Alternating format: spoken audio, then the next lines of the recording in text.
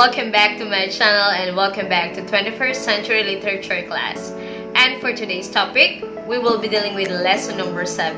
Lesson number 7 will be talking about critical reading approaches under literary reading. So, let's begin.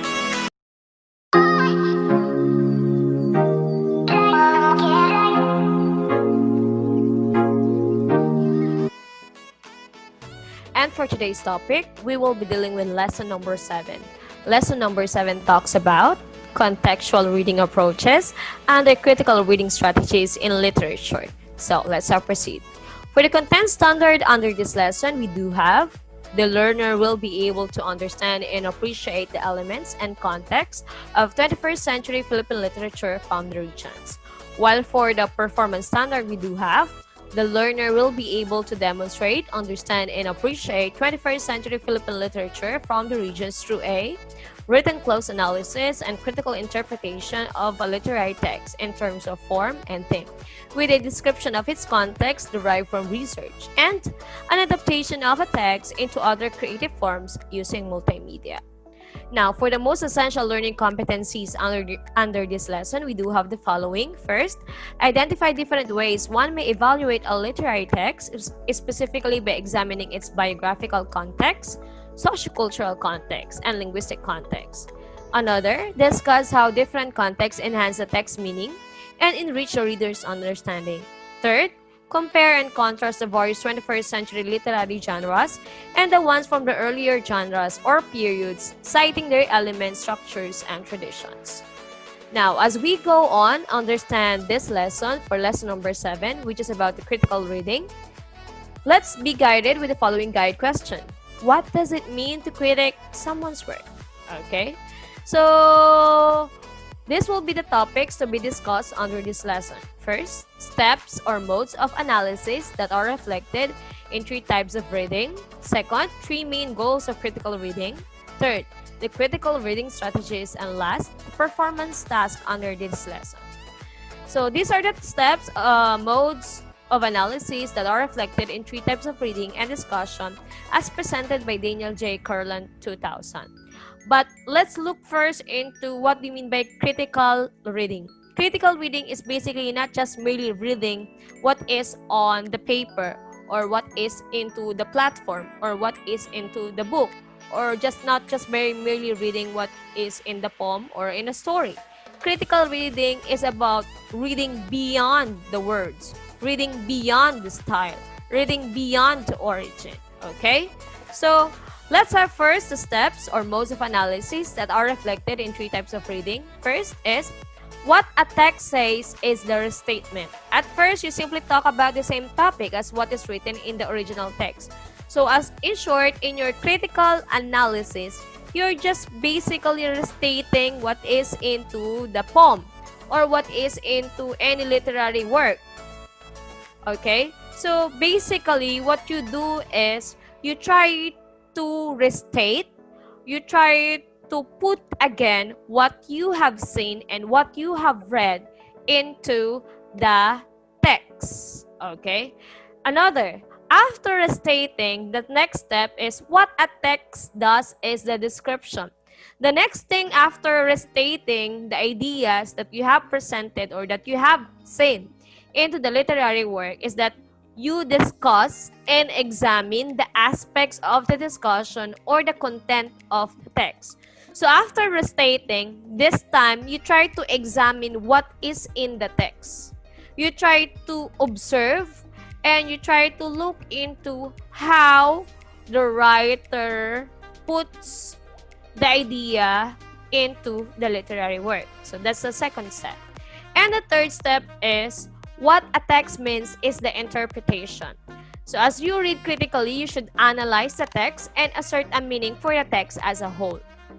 Like, do you agree with on how you interpret the poem and also the interpretation of the author to his poem?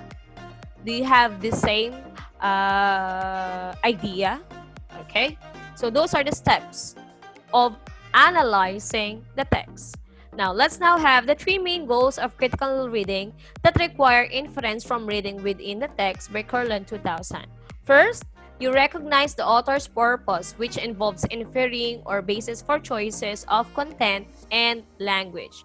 So, you try to understand and you try to dig deeper what the basis of the words presented and also the ideas presented into his literary work based on his own language.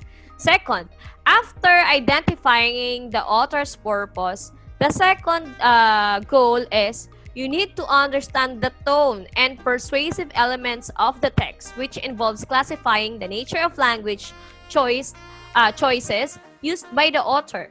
So if the purpose of the author is just informing, so definitely the tone used by the author is more of just informing, directing, like that. But if the author's purpose is to entertain, to persuade, definitely the tone used and presented into the literary work is basically more of using persuasive tools, like more of question, more of presenting two ideas, more of presenting more of the positive ones based on the author's perspective, like that. Another one is third. Third is to recognize bias, which involves classifying the nature and the patterns of choice and language used in the text.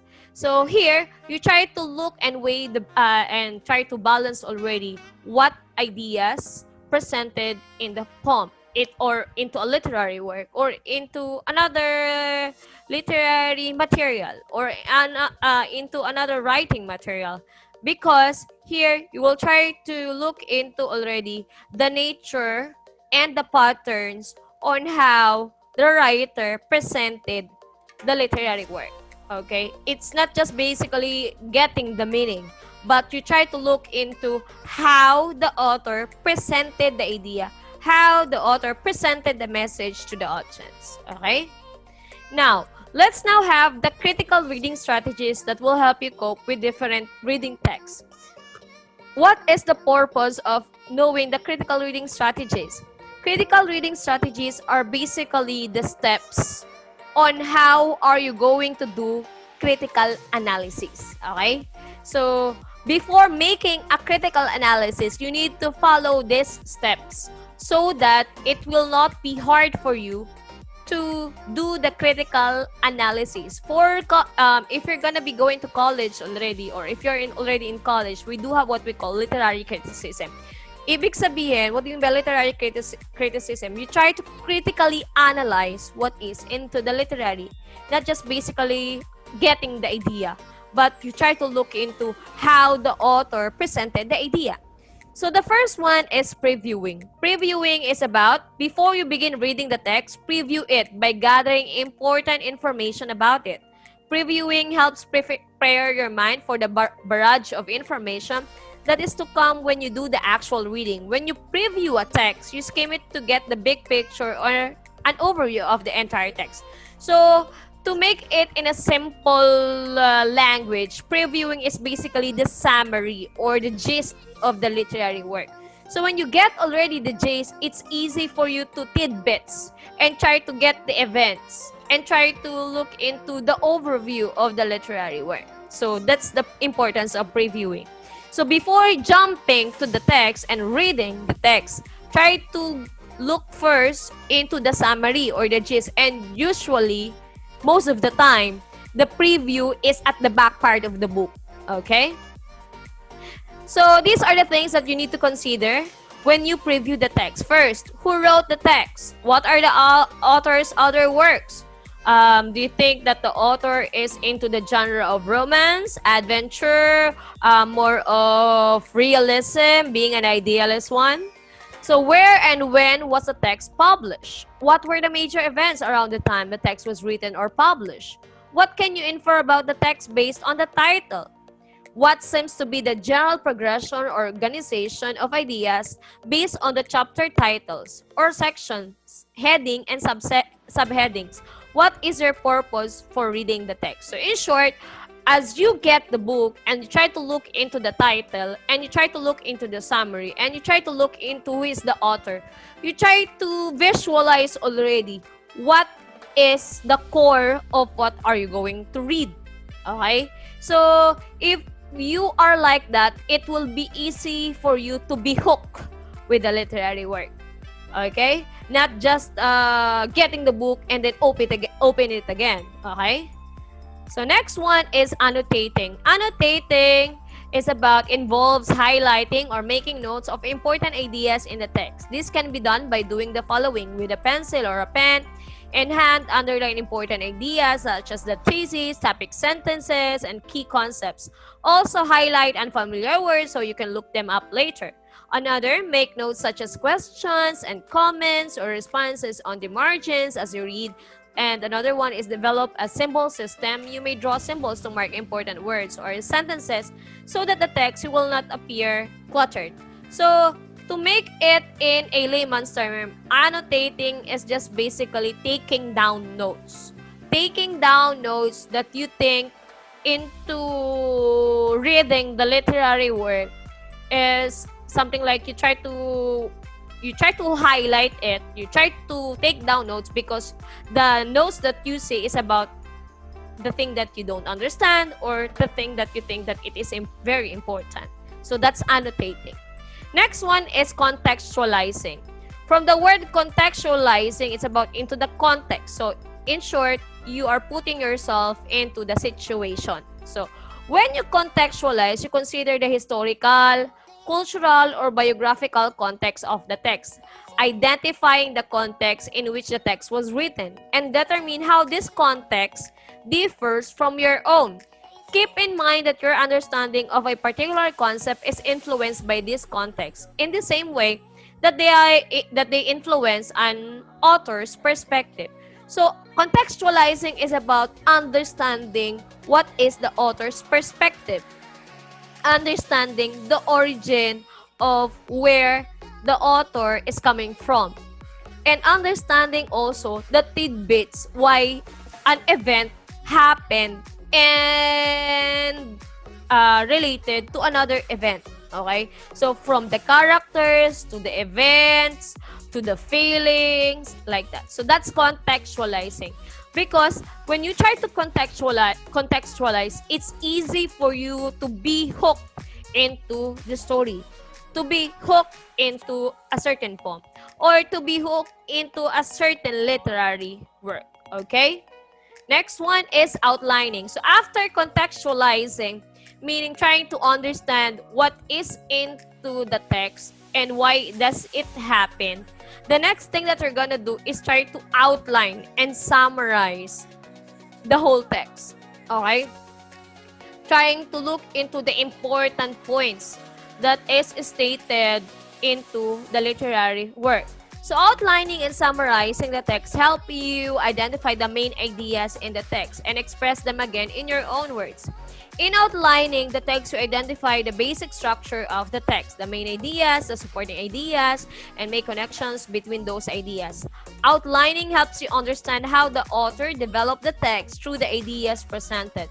After making an outline, you can now summarize the text. Summarizing the text allows you to present your understanding of the text by reviewing and synthesizing important ideas and then restating them in your own words. Now, what is the importance of outlining and summarizing? If you can't outline the whole text, it means that you did not understand the whole text. Okay? So, parang ganito lang yan. Parang kumuha ka lang ng isang chismis. Kapag hindi mo naintindihan yung chismis at may mga loopholes doon, ibig sabihin, hindi mo naintindihan yung message. But if you can outline it and then if you can summarize it, your chismis is in detail. Kasi yung summary noon, pwede mong injectan ng mga maraming events kung kailangan. Okay? So, summary is just basically the gist of what is in the text. So if the book is more or less like a super thick book, and when you summarize it, it's just more of like like 10 sentences or like 4 paragraphs having like 20 chapters like that. So if that's the core, after contextualizing and knowing why the author presented it, that's the time that you're going to outline it and then summarize it, okay? To get the bone of the whole text. Okay? Next one, after outlining and then summarizing, this time is you're going to analyze already what is in the text. So what do you mean by analyzing? Analyzing is not just basically reading it, but analyzing a text deals with examining the information presented to support the author's argument. In analyzing a text, you look at the evidence, sources, and author's bias. Consider the following. So you need to consider the following questions. Like, for example, is there enough evidence to support the author's argument? Kulang ba? Masyado bang it's more of the feelings of the author and not looking into other references or into other ideas? Does the evidence relate to and support the thesis or the main point the author is trying to convey? From that thesis statement that was presented by the author, do you think that when he restated it, do you think it's more of justifiable because of some evidences or supporting evidences presented into the literary work? So another is, are the pieces of evidence relevant, credible, and up-to-date, or just basically more of accusation or basically more of opinion-based? Okay? Another, are the sources of information credible? Nag-referencing ba si author doon? And kung yun ay mga stories or mga non-fiction, do you think that the information presented into the literary work or into a non-fiction work writing is something like credible ang mga pinagkuha ng sources? What do you mean by credible? Credible has the authority, or these are the people who can give authority in giving the information. Meaning, this is not a false news or false information, but this is based on fact. Okay. Next one is, why did the author take that particular position? What is the author's background that may have led to or influenced his or position? So, try to look also into why the author presented that way, because maybe he was influenced by in a political basis, or maybe he was one of those people who experienced that situation or anything that is present into that place. Okay? Next one, after analyzing, that's not yet the end, but you need to reread it, because rereading requires a repeated examination of the text to enable you to improve your comprehension of the text and to identify ideas that you may not have noticed in initial reading.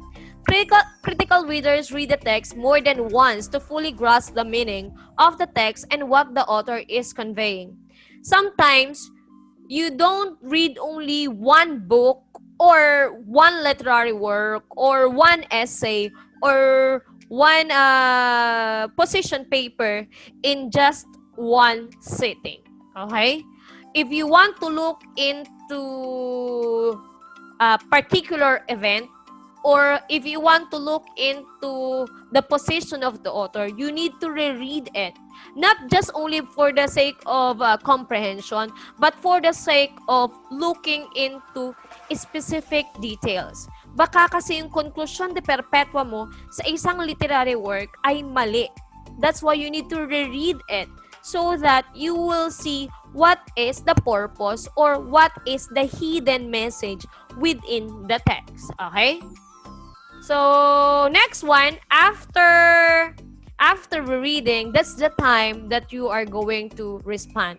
So, rereading also is basically more of checking the information read from the literary work. So, pag na-recheck mo na yon na, tama, yung nabasa ko, walang makikitang biases or inconsistencies based on my perspective and based on my interpretation. That's the time that you are going to respond, okay? So it's just the same with like getting information from one book or getting information from internet.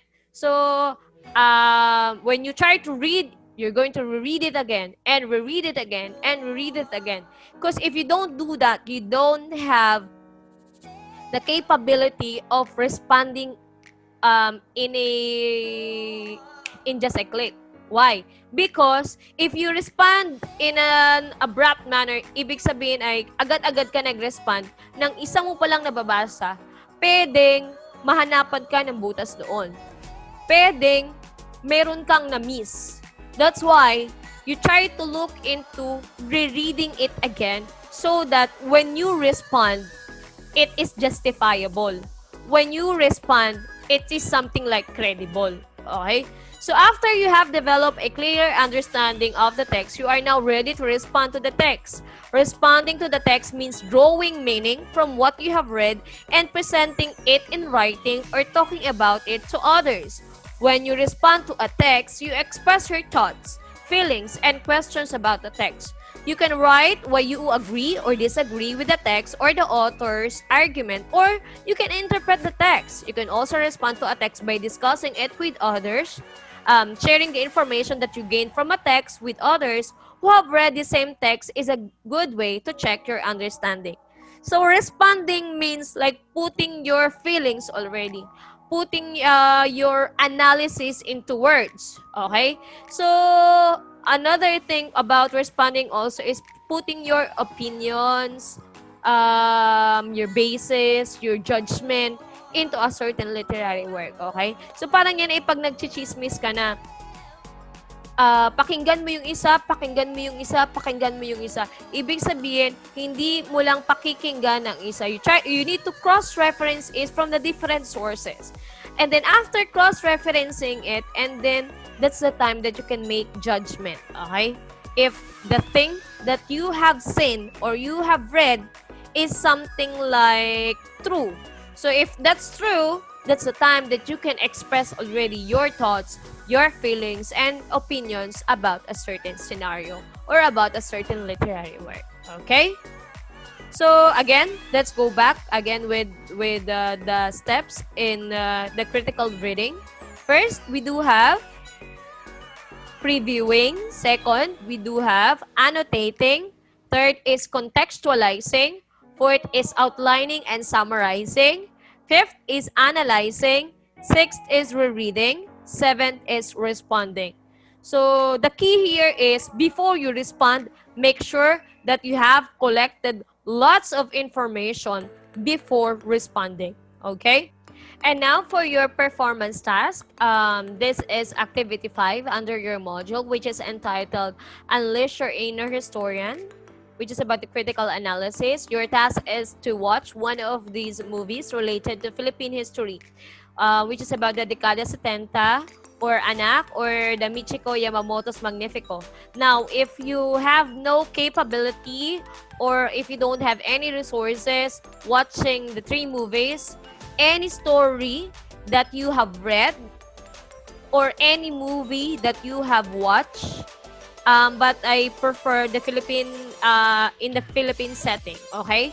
So here you're going to analyze the movie or a story according to its biographical, sociocultural, and linguistic context through critical reading and viewing. Now, your role will be you are a 21st century historian, researcher, who was tasked by the National Museum to conduct a critical study of the history behind the movie through utilizing the strategies of critical reading.